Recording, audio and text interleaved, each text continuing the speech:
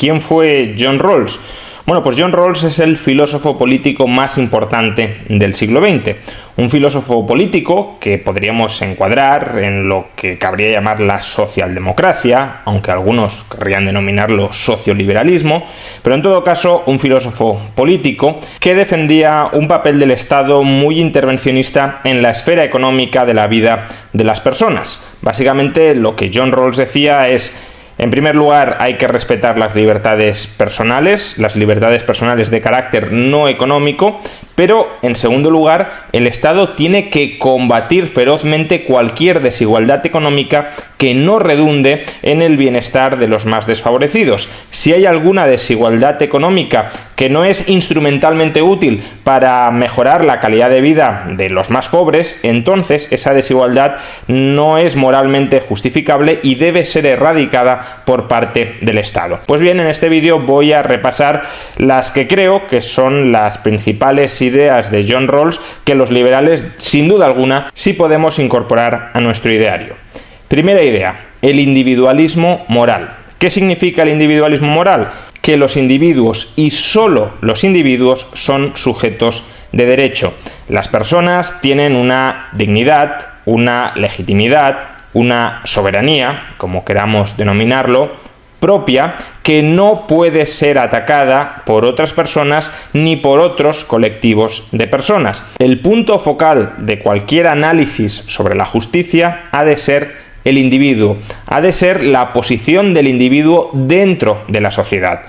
La justicia, la filosofía moral, no debe preocuparse, no debe priorizar las preferencias supuestas de los grupos, de los colectivos o de unos individuos sobre otros individuos, sino que ha de tener en cuenta el estatus moral de cada individuo como ente moral irreductiblemente separable de los demás.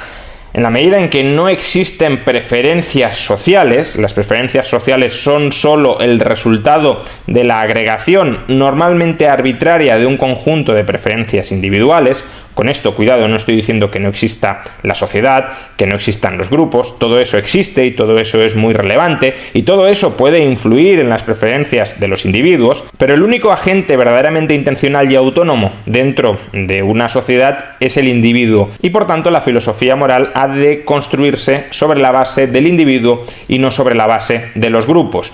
Por eso Rawls, por ejemplo, rechaza que un individuo pueda convertirse en un medio para la consecución de los fines de otro individuo o de un colectivo de individuos. Por ejemplo, Rawls rechaza el utilitarismo, la idea de que debemos perseguir el mayor bienestar para el mayor número de gente a una costa de generar un enorme malestar en determinadas minorías. Por ejemplo, según el utilitarismo, podríamos sacrificar a una persona, podríamos enviar a una persona al circo romano, si con ello generáramos suficiente bienestar en el conjunto de la sociedad. Y Rawls claramente se opone a esto.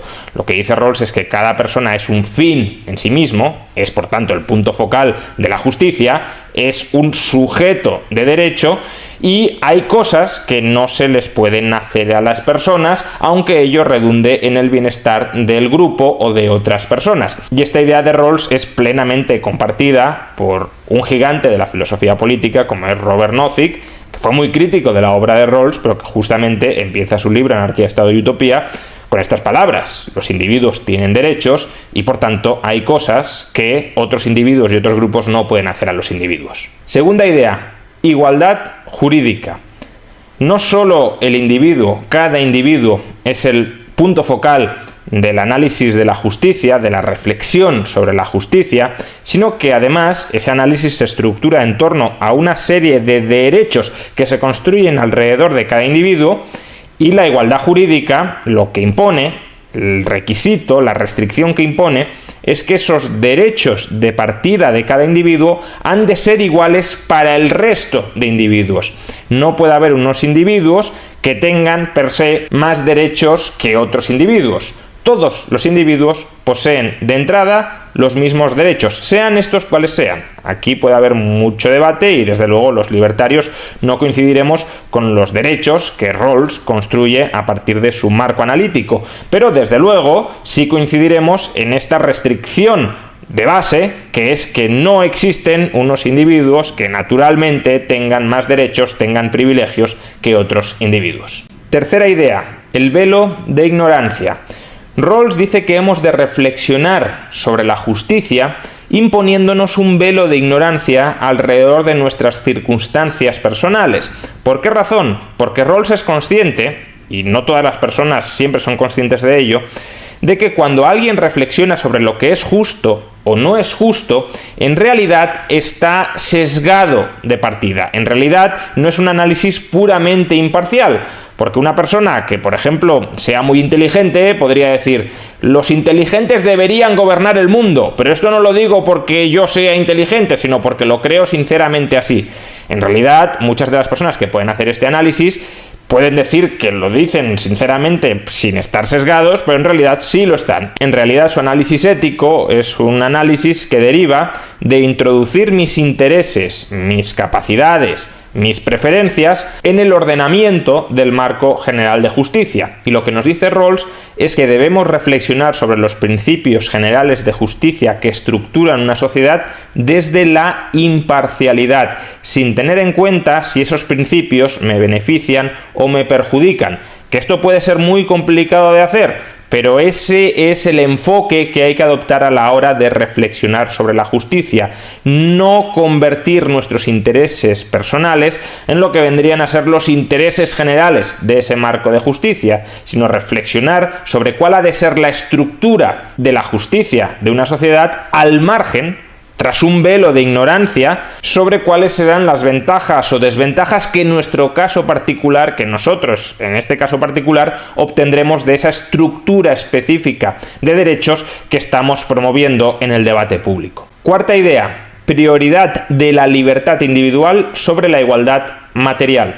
Como he dicho al principio, John Rawls decía que la justicia consiste en defender la esfera de derechos y libertades fundamentales de las personas y adicionalmente en erradicar todas aquellas igualdades materiales, en redistribuir la renta, la riqueza, las posiciones sociales, el estatus social, que no redunden en beneficio de los más desfavorecidos de la sociedad. Por tanto, primero, garantizar la libertad individual y después luchar contra la desigualdad que no sea útil para mejorar el nivel de vida de los más desfavorecidos. Pero claro, aquí parece haber una contradicción. ¿Qué pasa si al luchar contra la desigualdad estamos atentando contra las libertades individuales? Imaginemos una persona que es muy buen futbolista y que, como es muy buen futbolista, gana mucho dinero jugando al fútbol. Uno podría decir: bueno, pues una forma de reducir las desigualdades materiales es partirle una pierna a esa persona para que no juegue tan bien al fútbol. Eso para Rawls no estaría en absoluto justificado, porque Rawls prioriza absolutamente el respeto a las libertades individuales sobre la búsqueda de la igualdad material. Sí, la búsqueda de la igualdad material es un principio de justicia para Rawls, pero es un principio de justicia absolutamente subordinado al principio de libertad individual. Y esta idea, que la igualdad material, la búsqueda de la igualdad material no puede atentar contra la libertad individual, es algo que, por supuesto, los liberales libertarios también abrazamos. ¿Cuál es nuestra diferencia con Rawls? Que Rawls no incluye dentro de ese conjunto de libertades individuales básicas que tienen prevalencia absoluta frente a la búsqueda de la igualdad material, no incluye el respeto a la propiedad privada de los medios de producción, ni tampoco los contratos mercantiles libremente suscritos. Y por tanto, Rawls considera que se puede expropiar la propiedad de los medios de producción, o se puede sobreregular, o se pueden anular los contratos voluntaria y consensuadamente firmados entre las partes para buscar la igualdad material. Y esto es algo que los liberales libertarios no aceptamos. ¿Por qué? Porque sí consideramos que esa propiedad privada y esos contratos integran la esfera de libertades básicas de las personas. Y de la misma manera que Rawls no acepta que a una persona le partan una pierna o le quiten su casa, si es la casa en la que habita, para buscar la igualdad material, los liberales libertarios extendemos esa protección jurídica reforzada de las libertades individuales a la propiedad privada de los medios de producción y a los contratos voluntarios. Y por tanto, de la misma manera que Rawls, pero con una visión más extendida, tampoco aceptamos, en general, que se atente contra la propiedad privada de los medios de producción o los contratos voluntarios para alcanzar la igualdad material. Pero claro, si uno respeta todos los derechos del individuo, incluyendo la propiedad privada y los contratos, por supuesto que uno puede buscar la igualdad material dentro de la sociedad, ya digo, respetando esas restricciones de a mí no me puedes robar, a mí no me puedes esclavizar, a mí no me puedes tumbar un contrato que haya consensuado con otro porque a ti no te interese que ese contrato salga adelante, etc. Hay discrepancia en cuál es el contenido, cuál es la estructura de libertades básicas dentro de una sociedad entre Rawls y los liberales libertarios, pero en lo que sí hay consenso es que las libertades individuales, las definamos como las definamos, van siempre, absolutamente, por delante de la búsqueda de la igualdad material. No se justifica la coacción contra las libertades básicas en nombre de la igualdad material. Quinta idea importante de Rawls. Rawls rechaza la necesidad inexorable de un gobierno mundial.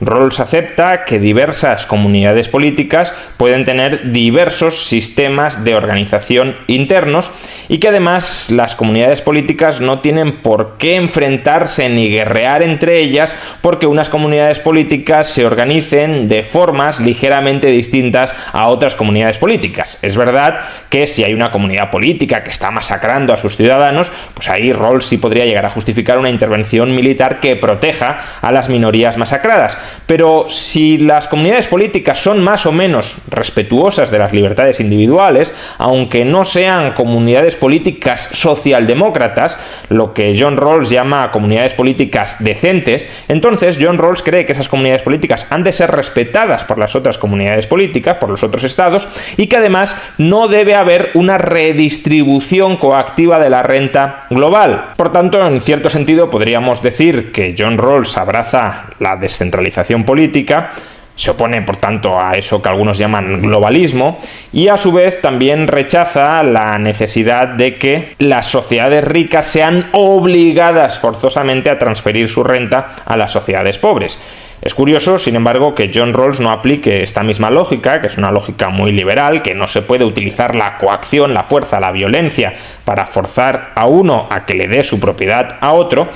No aplique esta misma lógica al interior de las sociedades. Si en el orden global, si en el orden internacional no se justifica que los ciudadanos de una sociedad rica le tengan que dar parte de sus recursos a los ciudadanos de una sociedad pobre, ¿por qué dentro de una sociedad sí justifica esta redistribución coactiva de la renta? Pero bueno, esto es un problema más de coherencia interna del sistema rawlsiano que algo que debamos rechazar los liberales libertarios. En el orden internacional, la visión que tiene Rawls de descentralización política y de autoorganización de las comunidades políticas es una visión plenamente válida. Solo queda por dar un paso adelante y defender no ya la autoorganización de una determinada comunidad política, sino la autoorganización del individuo, sin duda, en todos aquellos aspectos de su vida que sean perfectamente separables del resto e incluso en aquellos aspectos de su vida que tengan un carácter grupal, la autoorganización de subgrupos dentro de una determinada comunidad política actualmente existente, constituida, pero que no tiene ni por qué ser eterna, ni definitiva, ni convertirse en una cárcel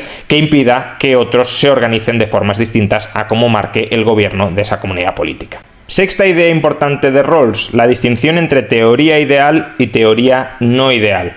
¿Qué es la teoría ideal? ¿Qué es la teoría ideal de la justicia? Reflexionar sobre cuáles han de ser los principios de justicia bajo el presupuesto de que todos los agentes sociales estarán dispuestos a cumplir, a respetar, a abrazar esos principios de justicia. Por tanto, lo que nos planteamos es idealmente cómo debería organizarse una sociedad, cuáles deberían ser los principios organizativos de esa sociedad bajo el presupuesto de que todos lo respetarían. En cambio, la teoría no ideal se produce cuando negamos el presupuesto de que todo el mundo querrá abrazar los principios de justicia más o menos consensuados o establecidos en esa sociedad. Si los individuos pueden no conocer cuáles son las normas de justicia o pueden tener incentivos a violar esas normas de justicia, ¿cómo deberíamos organizar la sociedad teniendo en cuenta esto? Por ejemplo, desde el punto de vista de la teoría ideal, uno podría decir el Estado es plenamente ilegítimo y debe desaparecer porque no está justificado. Pero desde el punto de vista de la teoría no ideal, uno ha de plantearse, ¿y si el Estado desaparece, eso significa que los ciudadanos serán efectivamente más libres porque todos los ciudadanos respetarán la libertad individual de otros ciudadanos, porque todos respetarán su propiedad privada, porque todos cumplirán con la palabra dada en los contratos, o porque al menos los ciudadanos serán capaces de autoorganizarse para hacer que esos derechos individuales prevalezcan? Y si la respuesta en la teoría no ideal es que sí, que todo eso sucedería, pues entonces ahí hay un entendimiento pleno entre la teoría ideal y la teoría no ideal. Pero si la respuesta es que no, si la respuesta es que si desaparece totalmente el Estado, habrá caos y violencia generalizada que llevará a que la inmensa mayoría de individuos vean restringidos sus derechos, pues entonces, quizá, desde el punto de vista de la teoría no ideal, el Estado, sin ser legítimo, podría estar justificado para defender mínimamente los derechos individuales de las personas frente a la alternativa que sería peor. Ya digo, a lo mejor no es así, a lo mejor sin Estado se puede desarrollar una sociedad plenamente viable, pero si ese fuera el caso, aquí podríamos encontrar un ejemplo claro donde diferenciar teoría ideal o teorización ideal de teorización no ideal. Creo que esta diferencia es importante porque muchas veces no tenemos en cuenta, cuando hacemos cualquier propuesta de política pública, todas las implicaciones y todas las dificultades reales que esa recomendación de política pública tiene a la hora de desplegarse en sociedad.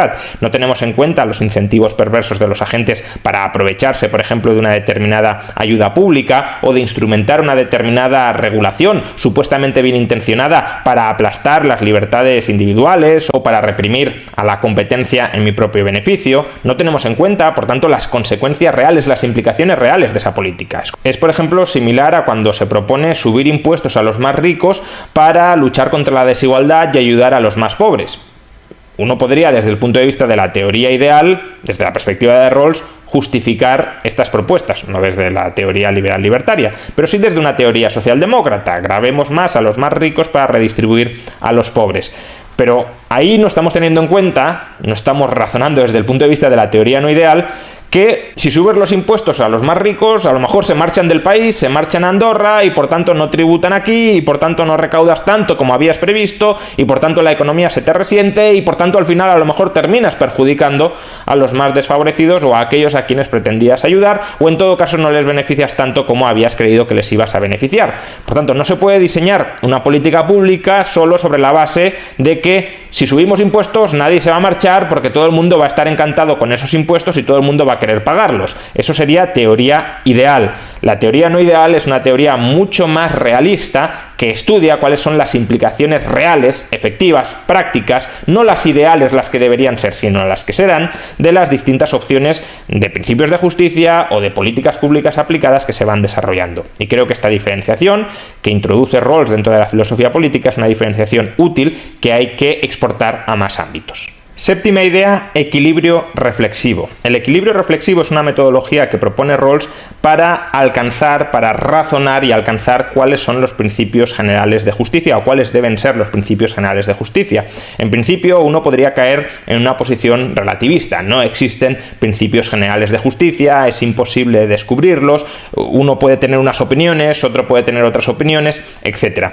Rawls propone, de alguna manera, utilizar las intuiciones morales compartidas que tenemos los ciudadanos, pero al mismo tiempo realimentarlas con el estudio de los efectos de esas intuiciones morales. Es decir, John Rawls no quiere que nos quedemos solo en las intuiciones morales, sino que también las filtremos por sus resultados, y a su vez no quiere que nos quedemos solo con los resultados, sino que también las filtremos por las intuiciones morales. Por ejemplo, uno podría decir: intuitivamente a mí me parece que establecer controles de precios sobre los alquileres es correcto porque así más gente tendrá acceso a la vivienda. Bien, esa puede ser una intuición moral provisionalmente aceptable. ¿Qué pasa? Luego hay que estudiar cuáles son los efectos de la aplicación de esta intuición moral. Y si los efectos son justo los contrarios de los que buscas, es decir, que cada vez menos gente tiene acceso a la vivienda, pues tal vez deberías replantearte tu intuición moral. A su vez, uno podría decir: podemos conseguir que todo el mundo tenga acceso a la vivienda si obligamos a todas las familias a compartir sus casas con otras personas que no tengan vivienda. Ese sería, por tanto, un resultado apetecido, ¿no? Que no haya personas sin hogar, que no haya personas que no tengan un techo bajo el que dormir. Sin embargo, si esta idea la ponemos en relación con nuestras intuiciones morales, ¿es correcto moralmente violar la propiedad privada del domicilio de una persona y forzar a que una familia acoja en su vivienda, en su domicilio inviolable, a otras personas sin hogar? Pues no. El fin no justifica los medios, y en este caso no justifica el medio de atentar contra la propiedad privada personal más estrechamente vinculada a la personalidad de un individuo. Por lo tanto, conjugando intuiciones morales con análisis de los resultados de la aplicación de esas intuiciones morales, dando marcha atrás cuando los resultados no avalan las intuiciones, rectificando los resultados cuando se basan en intuiciones incorrectas, llegaremos a un equilibrio reflexivo sobre cuáles son los principios de justicia más correctos. Y octava y última idea de Rawls que quería destacar, probablemente haya muchas más, pero para mí estas son las 8 más importantes: el consenso entrecruzado. ¿Qué significa esto? Pues lo que propone Rawls con esta idea del consenso entrecruzado es que deberíamos ser capaces de defender principios generales de justicia no solamente desde una perspectiva ideológica o desde una perspectiva filosófica única, sino que en la medida de lo posible deberíamos intentar demostrar, deberíamos intentar exponer cómo un mismo principio de justicia puede defenderse desde perspectivas ideológicas muy distintas. Él, sobre todo, estaba pensando, por ejemplo, en cómo las distintas religiones, las distintas cosmovisiones religiosas podrían converger en la defensa de algunos principios como la libertad de expresión. Pero creo que esta idea del consenso entrecruzado es válido más allá incluso de estas cosmovisiones trascendentales. Por ejemplo, las ideas del liberalismo. Las ideas del liberalismo se pueden defender desde presupuestos filosóficos muy distintos. Se pueden defender desde el justnaturalismo, que es una perspectiva filosófica con la que me siento bastante cómodo, con la que me siento bastante identificado, pero también se pueden defender desde el intuicionismo moral, desde el pluralismo de valores, se puede defender también desde el utilitarismo, se puede defender también desde el contractualismo, que es la filosofía, el marco filosófico que emplea Rawls en su obra, se pueden defender también desde el kantianismo, se pueden defender también desde el objetivismo randiano. Es decir, que hay muchos enfoques potencialmente válidos, distintos, heterogéneos, que nos pueden llevar, que nos pueden conducir a una misma conclusión o a unas conclusiones similares. Básicamente, que hay una esfera inatacable, o debe haber una esfera inatacable de derechos del individuo, la libertad individual, la propiedad privada, la autonomía contractual, que deben prevalecer frente a cualquier otra preferencia comunitaria o colectiva sobre cómo queramos ordenar, sobre cómo queramos organizar, sobre cómo queramos planificar la sociedad. Que los individuos tienen derechos frente al Estado y esos derechos no son atacables por el Estado bajo ninguna justificación. Insisto, esta idea es potencialmente defendible desde marcos filosóficos muy distintos, y es bueno que así sea, porque si conseguimos llegar a una misma conclusión desde enfoques morales, incluso ontológicos muy distintos, se refuerza la presunción de que esa idea, que es validada desde muchos puntos de vista distintos, se refuerza la presunción de que esa idea es correcta. No se demuestra definitivamente que esa idea sea correcta, pero sí se refuerza la presunción, la probabilidad de que esa idea sea correcta. En definitiva, estas son las 8 ideas de este gran pensador que es John Rawls que me gustaría destacar. Y vuelvo a repetir que John Rawls sea un pensador que incluso yo podría tildar de antiliberal, aunque esto es muy controvertido, porque mucha gente considera a Rawls el mayor exponente del liberalismo, pero es un liberalismo a la estadounidense, es decir, un liberalismo socialdemócrata, no un liberalismo clásico y mucho menos un liberalismo libertario antiestado, pero en todo caso, aunque yo pueda considerar a John Rawls una persona antiliberal de la que me alejan muchísimas cosas, también uno ha de ser capaz de reconocer las aportaciones relevantes que esos pensadores, con los que se mantienen muchas discrepancias de fondo, han efectuado. Y John Rawls no solo revitaliza el debate fundamental sobre la filosofía política en el siglo XX, un debate que había quedado aparcado hasta que John Rawls escribe su libro más importante, Una teoría de la justicia, sino que además, a lo largo de la obra de John Rawls, hay muchas aportaciones, como las que acabo de mencionar, que son dignas de estudio y son dignas de incorporación, desde mi punto de vista, en cualquier paradigma liberal libertario que se precie.